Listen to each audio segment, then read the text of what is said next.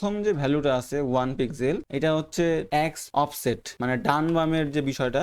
দেখেন, আমি যদি এটা ভ্যালু বাড়াই তাহলে এটা ডান বামে হচ্ছে, যদি মাইনাস করি তাহলে বামে যাচ্ছে, যদি বাড়াই। হ্যালো এভরিওয়ান, আমরা গত ভিডিওতে দেখেছিলাম এই পর্যন্ত, এবং আজকে আমরা কিছু কমন টেক্সট স্টাইল করার প্রপার্টির সাথে পরিচয় করিয়ে দেবো, এবং সেগুলো কোনটার কাজ কি সেটা একটু দেখাই দেবো। তো আপনি যদি চান যে এই টেক্সটটা হচ্ছে মাঝখানে নিয়ে যেতে, তাহলে আমরা আমাদের টেক্সট অ্যালাইন নামে যে প্রপার্টিটা আছে সেটা ব্যবহার করতে পারি, এবং আমরা এখানে সেন্টার এবং লেফট অথবা রাইট লিখতে পারি। আপনারা লক্ষ্য করে দেখবেন উপরে কিন্তু লেফট রাইট সেন্টার হচ্ছিল। আমি যদি মাঝখানে নিতে চাই তাহলে সেন্টার লিখলাম, চলে আসলো। আমি এখানে কিছু কমন প্রপার্টির সাথে পরিচয় করে দেওয়ার জন্য লিস্ট করে রাখছি। তো আমরা দেখলাম হচ্ছে একটা টেক্সট অ্যালাইন প্রপার্টি, এটার কাজ হচ্ছে লেখাকে ডানে বামে মাঝখানে নেওয়া। তারপরে আছে হচ্ছে টেক্সট ডেকোরেশন, এটার কাজ হচ্ছে আপনি চাইলে আন্ডারলাইন করতে পারবেন, লাইন থ্রু করতে পারবেন, এই লেখাটা কাটা গেছে মাঝখান দিয়ে। আরও বেশ কিছু ভ্যালু আছে এটার। অনেক সময় দেখবেন যখন হচ্ছে লিঙ্ক নিয়ে কাজ করা হবে তখন অটোমেটিকলি আন্ডারলাইন চলে আসে, তখন আমরা ওই লিঙ্কটাকে ধরে টেক্সট ডেকোরেশন নান নান করে দিলে সেই আন্ডারলাইনটা চলে যাবে। তাহলে গেল দুইটা। তারপরে হচ্ছে টেক্সট ট্রান্সফর্ম। টেক্সট ট্রান্সফর্মের কাজ হচ্ছে আপনি চাইলে লেখাটাকে বড় হাতের করতে পারেন, ছোট হাতের করতে পারেন, কিংবা যেটা নর্মাল সেটাও করতে পারেন। আমি ডেমো দেখাচ্ছি। আমি যদি বড় করতে হয় তাহলে আমি লিখবো আপার কেস, এবং আপার কেস লেখার পরে দেখতে পাচ্ছেন যে জায়গাটা দিস ইজ এ হেডিং, সবগুলো বড় হাতের লেখা হয়ে গেল। যদি আমি চাই ছোট হাতের তাহলে লিখবো লোয়ার কেস, সবগুলো লেখা ছোট হাতের হয়ে গেল। যদি আমি ক্যাপিটালাইজ লিখি তাহলে প্রতিটা ওয়ার্ডের প্রথম অক্ষরটা বড় হাতের। আশা করি বুঝতে পারছেন। তারপরে আছে হচ্ছে লেটার স্পেসিং। এই লেটার স্পেসিং দিয়ে আসলে এর যে প্রপার্টির যে মিনিং তাতেই কিন্তু বোঝা যাচ্ছে এটা হচ্ছে মানে অক্ষর কতটা স্পেস হবে প্রতিটা অক্ষরের ফাঁকে। আমি যদি দেই এখানে উম, ধরুন 10 পিক্সেল দিলাম, প্রতিটা লেখার ফাঁকে ফাঁকে 10 পিক্সেল করে ফাঁকা হবে। আমি একটু কমাই দিই, 2 পিক্সেল দিলাম। এটা হচ্ছে কোনো কিছু না দিলে আর একটু চাপা থাকে। আশা করি বুঝতে পারছেন। লেটার স্পেসিং দিয়ে আমরা প্রতিটা অক্ষরের দূরত্বটা ঠিক করতে পারতেছি, বা গ্যাপ দিতে পারতেছি প্রতিটা অক্ষরে। তারপরে আছে ওয়ার্ড স্পেসিং।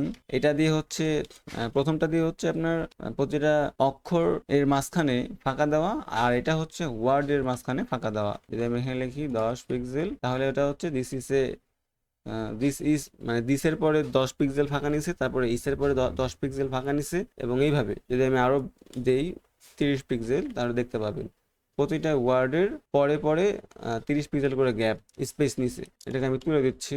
তারপরে হচ্ছে লাইন হাইট। এই লাইন হাইটের কাজ হচ্ছে যখন বড় একটা প্যারাগ্রাফ হবে তখন প্রতিটা লাইনের মাঝখানে কতটুকু স্পেস হবে সেটা লিখতে পারবো। এবং তারপরে আছে টেক্সট শ্যাডো। এই টেক্সট শ্যাডো দিয়ে আমরা আমাদের লেখাতে শ্যাডো দিতে পারবো। আমরা এটা ভালো করে বোঝার জন্য ব্যাকগ্রাউন্ড কালারটা একটু কমেন্ট করে রাখি। এটা এখন কিন্তু কমেন্ট করে দিছি, তো এটা আর রান হবে না, মানে এই সিএসএস কোডটা কাজ করবে না। কমেন্ট করার সিস্টেম হচ্ছে এরকম স্ল্যাশ, তারপরে স্টার, তারপরে আবার স্টার, স্ল্যাশ। তো টেক্সট শ্যাডো দিয়ে যদি আমি শ্যাডো করতে চাই তাহলে শ্যাডোর ভ্যালু আছে 1x 1x 1x। এক সেকেন্ড আমি বুঝাই দিচ্ছি বিষয়টা এইখান থেকে।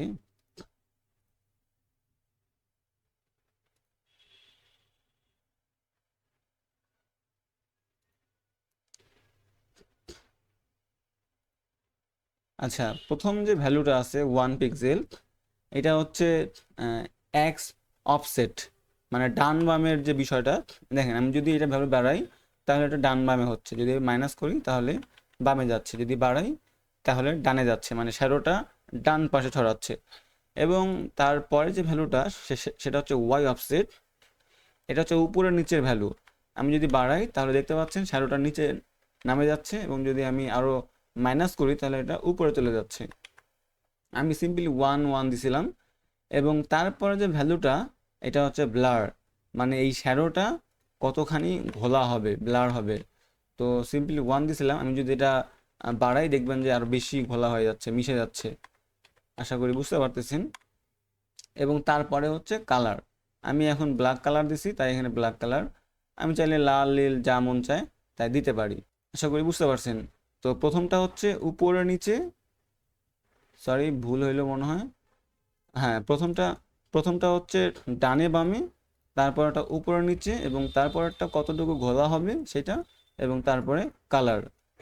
আমি যদি এটাকে 3 পিক্সেল দিই আর একটু বাড়ায় দিই, তাহলে দেখতে পাচ্ছেন যে এটা ডানে যাচ্ছে। একটু বেশি করে দিই তাহলে আরো ক্লিয়ারলি বুঝতে পারবেন। প্রথমটা হচ্ছে ডান বামের ভ্যালু, যদি মাইনাস করি তাহলে বামে যাবে, যদি প্লাস করি তাহলে ডানে যাচ্ছে। এবং তারপরটা উপর নিচের ভ্যালু, যদি এটাকে ভ্যালু বাড়াই তাহলে এটা নিচে আসতেছে শ্যাডোটা। এবং তারপরটা ব্লার, কত পিক্সেল ব্লার হবে সেটা, যদি একে 5 পিক্সেল দিই তাহলে অনেকখানি ব্লার হয়ে গেছে। এবং তারপরেরটা হবে কালার, মানে শ্যাডোটা কোন কালার হবে। এটা হচ্ছে টেক্সট শ্যাডোর প্রপার্টি অ্যান্ড ভ্যালু। তো এই যে এই কয়েকটা জিনিস সব থেকে বেশি ব্যবহৃত হয়, সব সময় কাজে লাগে। আরও আরও অনেক প্রপার্টি আছে টেক্সটের, থাকতে পারে, একটু দেখে নিলেই হয়ে যাবে। খুবই সিম্পল জিনিস, তেমন কিছুই না। আপনি জানেন এখন যে এটাকে বলা হয় সিএসএস এর প্রপার্টি, এবং এটাকে বলা হয় ভ্যালু, প্রপার্টি অ্যান্ড ভ্যালু। আপনি এখন যে কোনো সিএসএস প্রপার্টি আর ভ্যালু দেখেন না কেন, আপনি নিজে থেকে প্র্যাকটিস করলে বুঝতে পারবেন যে এইটার এইটা কাজ। তবে আমি যেগুলো দেখাই দিলাম এগুলো সবসময় ব্যবহৃত হয়, সবসময় আমাদের কাজে লাগে।